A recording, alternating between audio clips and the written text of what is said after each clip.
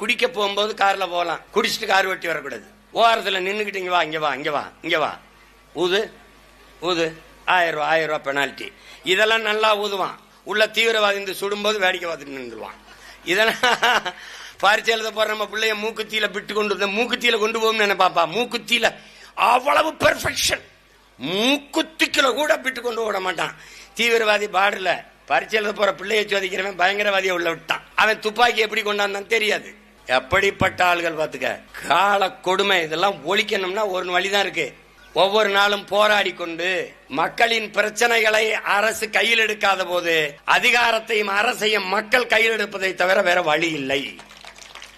அப்படி ஒரு அதிகாரம் உருவாகும் போதுதான் அது மக்கள் அதிகாரமாக மக்கள் ஆட்சியா இருக்கும். இங்கே தேர்தல் அரசியல், கட்சி அரசியல் தான் இருக்கு, மக்கள் அரசியல் இல்லை.